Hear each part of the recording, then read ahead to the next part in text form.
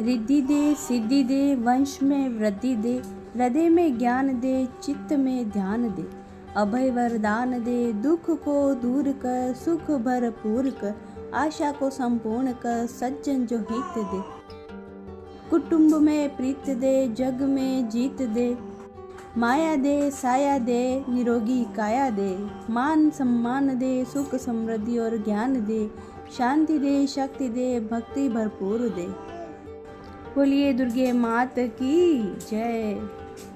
आज इस वीडियो के माध्यम से दुर्गा सप्तशती का दूसरा और तीसरा अध्याय श्रवण करेंगे। आपको दुर्गा सप्तशती के अध्याय अच्छे लगते हैं तो कमेंट में जय माता दी ज़रूर लिखें। और छोटा सा अनुरोध है, आपने अभी तक चैनल को सब्सक्राइब नहीं किया तो चैनल को सब्सक्राइब कर लीजिए। महिषासुर सूर्य, चंद्रमा, इंद्र, अग्नि, वायु, यम, वरुण तथा अग्नि देवताओं के सब अधिकार छीनकर सबका अधिष्ठाता स्वयं बन बैठा। उसने समस्त देवताओं को स्वर्ग से निकाल दिया है। वह मनुष्य की तरह पृथ्वी पर विचर रहे हैं। दैत्यों की सारी करतूत हमने आपको सुना दी है और आपकी शरण में इसलिए आए हैं। आप उनके वध का कोई उपाय सोचिए। दुर्गा सप्तशती दूसरा अध्याय। देवताओं के तेजस से देवी का प्रादुर्भाव और महिषासुरी सेना का वध। ओम मध्यम चरित्र की विष्णु, ऋषि महालक्ष्मी, देवता उष्णिक छंद, शाकंभरी शक्ति, दुर्गा बीज, वायु तत्व और यजुर्वेद स्वरूप है। श्री महालक्ष्मी प्रसन्नता के लिए मध्यम चरित्र के पाठ में इसका विनियोग है। मैं कमल के आसन पर बैठी हुई प्रसन्न मुख वाली महिषासुर मर्दिनी भगवती महालक्ष्मी का भजन करता हूँ, जो अपने हाथों में अक्षमाला, फरसा, गदा, बाण, वज्र, पद्म, धनुष, कुंडिका, दंड, शक्ति, खड्ग, ढाल, शंख, घंटा, मधुपात्र, शूल, पाश और चक्र धारण करती हैं। ऋषि कहते हैं, पूर्व काल में देवताओं और असुरों में पूरे 100 वर्ष घोर संग्राम हुआ था। उसमें असुरों का स्वामी महिषासुर था और देवताओं के नायक इंद्र थे। उस युद्ध में देवताओं की सेना महाबली असुरों से परास्त हो गई। संपूर्ण देवताओं को जीतकर महिषासुर इंद्र बन बैठा। तब पराजित देवता प्रजापति ब्रह्मा जी के आगे करके उस स्थान पर गए जहां भगवान शंकर और विष्णु विराजमान थे। देवताओं ने महिषासुर के पराक्रम और अपनी पराजय यथावृत वृत्तांत उन दोनों देवेश्वरों से विस्तार पूर्वक कह सुनाया। वे बोले, भगवान, महिषासुर सूर्य, इंद्र, अग्नि, वायु, चंद्रमा, यम, वरुण तथा अन्य देवताओं के भी अधिकार छीनकर स्वयं ही सबका अधिष्ठाता बना बैठा है। उस दुरात्मा महिष ने समस्त देवताओं को स्वर्ग से निकाल दिया है। अब वे मनुष्यों की भांति पृथ्वी पर विचरते हैं। दैत्यों की यह सारी करतूत हमने आप लोगों से कह सुनाई। अब हम आपकी शरण में आए हैं। उसके वध का कोई उपाय सोचिए। इस प्रकार देवताओं के वचन सुनकर भगवान विष्णु और शिव ने दैत्यों पर बड़ा क्रोध किया। उनकी ब्रोहें तन गई और मुंह टेढ़ा हो गया। तब अत्यंत कोप में भरे हुए चक्रपाणी श्री विष्णु के मुख से एक महान तेज प्रकट हुआ। इसी प्रकार ब्रह्मा, शंकर तथा इंद्र अन्य देवताओं के शरीर से भी बड़ा भारी तेज निकला। वह सब मिलकर एक हो गया। महान तेज यह पुंज जाज्वल्यमान पर्वत सा जान पड़ा।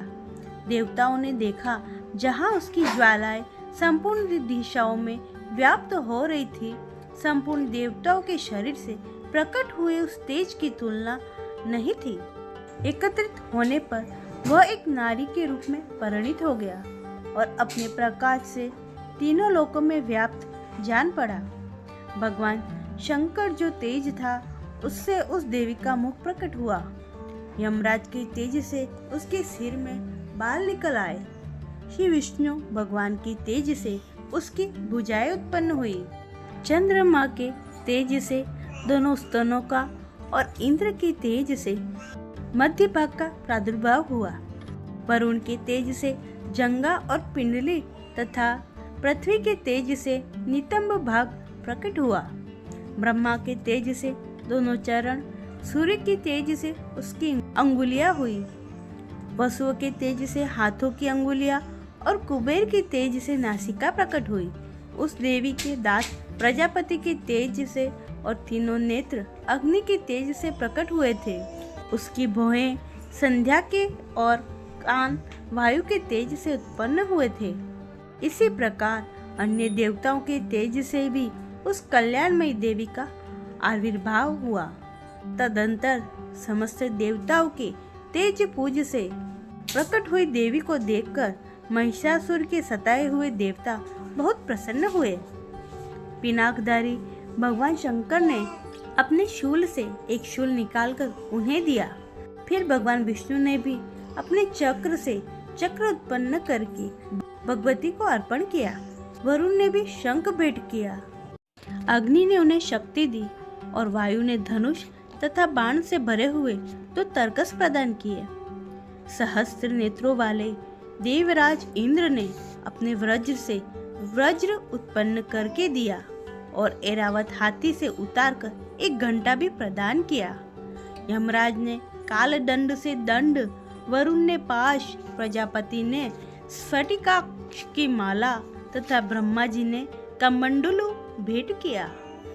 सूर्य देवी के समस्त रोमकूपों में अपनी किरणों का तेज भर दिया। काल ने उन्हें चमकती हुई ढाल और तलवार दी। क्षीर समुद्र ने उज्जवल हार तथा कभी शीर्ण न होने वाले 2 दिव्य वस्त्र भेंट किए। साथ ही उन्होंने दिव्य चूड़ामणि, 2 कुंडल, कड़े, उज्जवल अर्ध चंद्र, सब बाहुओं के लिए केयूर, दोनों चरणों के लिए निर्मल नूपुर, गले की सुंदर हसली और सब अंगुलियों में पहनने के लिए रत्नों की बनी अंगूठियां भी दी। विश्वकर्मा ने उन्हें अत्यंत निर्मल फरसा भेंट किया। साथ ही अनेक प्रकार के अस्त्र और अभेद्य कवच दिए। उनके सिवा मस्तक और वक्ष स्थल पर धारण करने के लिए कभी नहीं कुम्हलाने वाली कमलों की मालाएं दी। जल्दी ने उन्हें सुंदर कमल के फूल भेंट किया। हिमालय ने सवारी के लिए सिंह तथा भांति भांति के रत्न समर्पित किए। धनाध्यक्ष कुबेर ने मधु से भरा पान पत्र दिया तथा संपूर्ण नागों के राजा शेष ने, जो इस पृथ्वी को धारण करते हैं, उन्हें बहुमूल्य मणियों से विभूषित नागहार भेंट किया। इसी प्रकार अन्य देवताओं ने भी आभूषण, अस्त्र शस्त्र देकर देवी का सम्मान किया। तत्पश्चात उन्होंने बारंबार अट्टहास पूर्वक उच्च स्वर से गर्जना की। उनके भयंकर नाद से संपूर्ण आकाश गूंज उठा। देवी यह अत्यंत उच्च स्वर से किया हुआ सिंहनाद कहीं समा न सका। आकाश उसके सामने लघु प्रतीत होने लगा। उससे बड़े जोर से प्रतिध्वनि हुई, जिससे संपूर्ण विश्व में हलचल मच गई और समुद्र कांप उठे। पृथ्वी डोलने लगी, समस्त पर्वत हिलने लगे। उस समय देवताओं ने अत्यंत प्रसन्नता के साथ सिंहवाहिनी भवानी से कहा, देवी तुम्हारी जय हो। साथ ही महर्षियों ने भी भक्ति भाव से विनम्र होकर उनका स्तवन किया। संपूर्ण त्रिलोकी को शोभग्रस्त देख दैत्यगण अपनी समस्त सेनाओं को कवच आदि से सुसज्जित कर हाथों में हथियार ले सहसा उठकर खड़े हो गए। उस समय महिषासुर ने बड़े क्रोध में आकर कहा, यह क्या हो रहा है? फिर वह संपूर्ण असुरों से घिरकर उस सिंहनाद और लक्ष्य करके दौड़ा और आगे पहुंचकर उसने देवी को देखा, जो अपनी प्रभा से तीनों लोकों को प्रकाशित कर रही थी। उनके चरणों के भार से पृथ्वी दबी जा रही थी। माथे के मुकुट से आकाश में रेखाएं खींच रही थी तथा वे अपने धनुष के टंकार से सातों पातालों को क्षुब्ध किए देती थी। देवी अपनी हजारों भुजाओं से संपूर्ण दिशाओं को आच्छादित करके खड़ी थी। तदंतर उनके साथ दैत्यों को युद्ध छिड़ गया। नाना प्रकार के अस्त्र शस्त्रों के प्रहार से संपूर्ण दिशाएं उद्वासित होने लगी। चिक्षुर नामक महान असुर महिषासुर का सेना नायक था। वह देवी के साथ युद्ध करने लगा।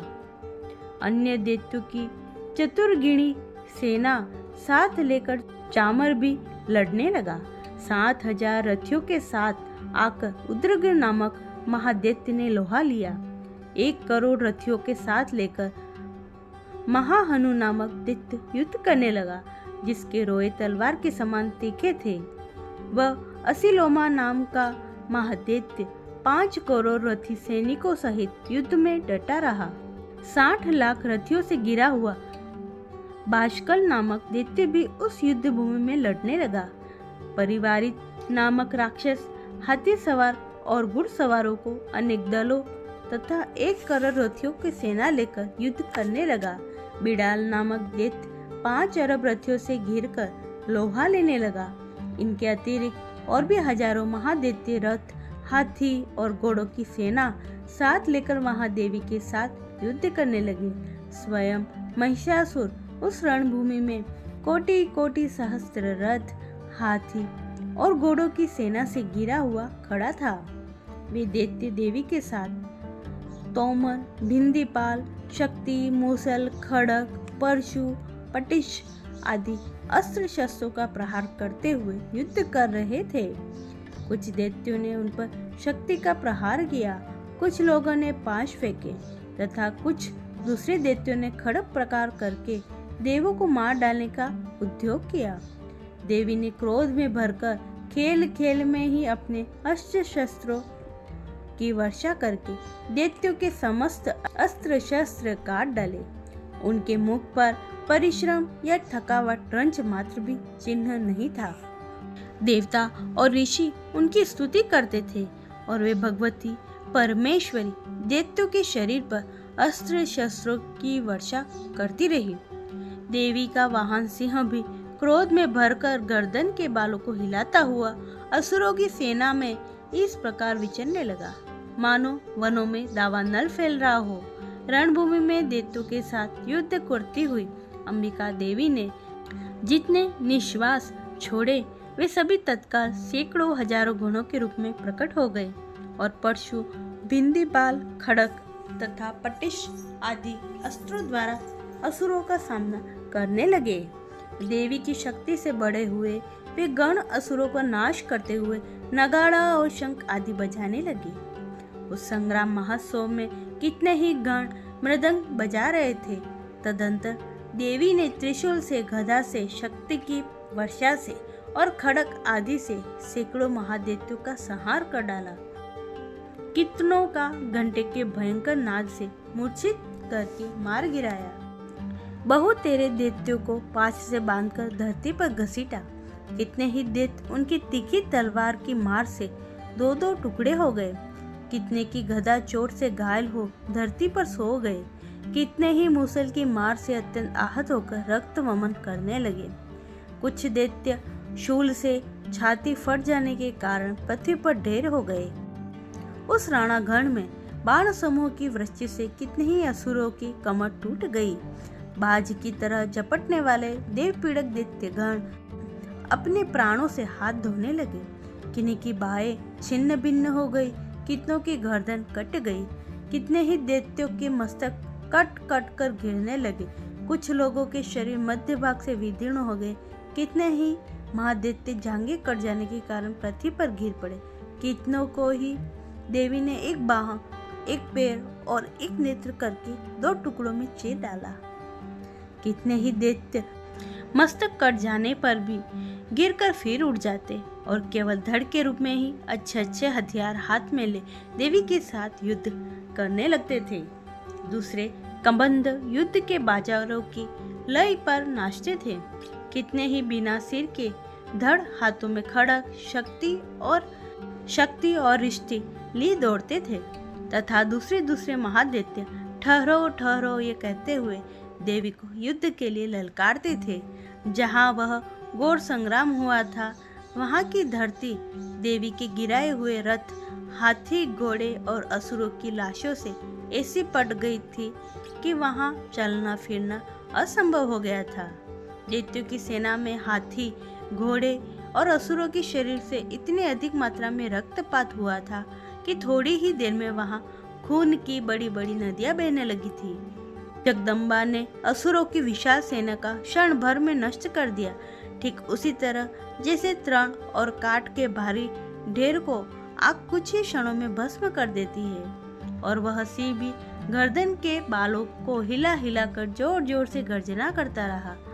जोर जोर से गर्जना करता हुआ दैत्यों के शरीर से मानो उनके प्राण चूने लेता था। महादेवी के गणों ने भी उन महादैत्यों के साथ ऐसा युद्ध किया जिससे आकाश में खड़े हुए देवतागण उन पर बहुत संतुष्ट हुए और फूल बरसाने लगे।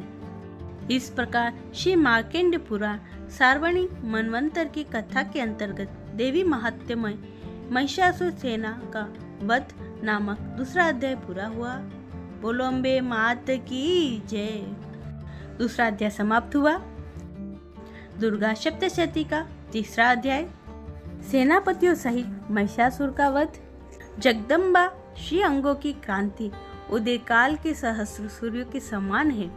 वे लाल रंग की रेशमी साड़ी पहने हुए हैं। उनके गले में मुंड माला शोभा पा रही है। दोनों स्तनों पर रक्त चंदन का लेप लगा हुआ है। वे अपने कर कमलों में जप मालिका, विद्या और अभय तथा वर नामक मुद्राएं धारण किए हुए हैं। 3 नेत्रों से सुशोभित मुखारविंद की बड़ी शोभा हो रही है। उनके मस्तक पर चंद्रमा के साथ ही रत्नमय मुकुट बंधा है तथा वे कमल के आसन पर विराजमान हैं। ऐसी देवी को मैं भक्ति पूर्वक प्रणाम करता हूँ। ऋषि कहते हैं, दैत्यों की सेनाओं को इस प्रकार तहस नहस होते देख महादैत्य सेनापति चिक्षुर क्रोध में भरकर अंबिका देवी से युद्ध करने के लिए आगे बढ़ा। वह असुर रणभूमि में देवी के ऊपर इस प्रकार बाणों की वर्षा करने लगा जैसे बादल मेरुगिरी के शिखर पर पानी की धार बरसा रहा हो। तब देवी ने अपने बाणों से उसके बाण समूह को अनायास ही काटकर उसके घोड़ों को, सारथियों को भी मार डाला। साथ ही उसकी धनुष तथा अत्यंत ऊंची ध्वजा को भी तत्काल काट गिराया। धनुष कट जाने पर उसके अंगों की अपने बाणों से बिंद डाला। धनुष, रथ, घोड़े और सारथी के नष्ट हो जाने पर वह असुर ढाल और तलवार लेकर देवी की ओर दौड़ा। तीखी धार वाली तलवार से सिंह के मस्तक पर चोट करके देवी की भी बाई भुजा में बड़े वेग से प्रहार किया। राजन, देवी की बाह पर पहुंचते ही वह तलवार टूट गई। फिर से क्रोध से लाल आंखें करके उस राक्षस ने शूल हाथ में लिया और उसे उस महादैत्य भगवती भद्रकाली के ऊपर चलाया। वह शूल आकाश से गिरते हुए सूर्यमंडल की भांति अपने तेज से प्रज्वलित हो उठा। उस शूल को अपनी ओर आते देख देवी ने शूल का प्रहार किया। उससे राक्षस के शूल के सैकड़ों टुकड़े हो गए। साथ ही महादैत्य चिक्षुर की भी धज्जियां उड़ गई। वह प्राणों से हाथ धो बैठा। महिषासुर के सेनापति उस महापराक्रमी चिक्षुर के मारे जाने पर देवताओं को पीड़ा देने वाला चामर हाथी पर चढ़कर आया। उसने भी देवी के ऊपर शक्ति का प्रहार किया, किंतु जगदम्बा ने उसे अपने हुंकार की आहत एवं निष्प्रभ करके तत्काल पृथ्वी पर गिरा दिया। शक्ति टूटकर गिरी हुई देख चामर को बड़ा क्रोध हुआ। अब उसने शूल चलाया, किंतु देवी ने उसे भी अपनी बाणों द्वारा काट डाला। इतने में ही देवी का सिंह उछलकर हाथी के मस्तक पर चढ़ बैठा और उस दैत्य के साथ खूब जोर लगाकर बाहु युद्ध करने लगा।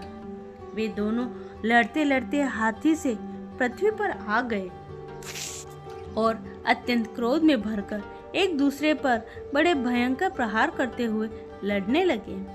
तदंतर सिंह बड़े वेग से आकाश की ओर उछला और उधर से गिरते समय उसने पंजों की मार से चामर का सिर धड़ से अलग कर दिया। इसी प्रकार उदग्र भी शिला और वृक्ष आदि की मार खाकर रणभूमि में देवी के हाथ से मारा गया और कराल भी दांतों, मुक्कों और थप्पड़ों की चोट से धराशायी हो गया। क्रोध से भरी हुई देवी ने गदा की चोट से उद्दत का कचूमर निकाल डाला। भिंदी पाल से वाष्प कल को तथा बाणों से ताम्र और अंधक को मौत के घाट उतार दिया। 3 नेत्रों वाली परमेश्वरी ने त्रिशूल से उग्रवीर्य तथा महाहानु नामक दैत्य को मार डाला। तलवार की चोट से विडाल के मस्तक को धड़ से काट गिराया। दुधुर और दुर्मुख इन दोनों को भी अपने बाण से यमलोक भेज दिया।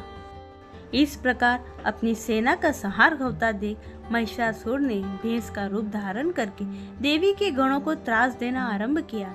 किन्हीं को थुथुन से मारकर, किन्हीं के ऊपर खुरों का प्रहार करके, किन्हीं को पूंछ से चोट पहुंचाकर, कुछ को सींगों से विदीर्ण करके, कुछ गणों को वेग से, किन्हीं को सिंहनाद से, कुछ को चक्कर देकर, कितनों को निश्वास वायु की झोंक से धराशाही कर दिया।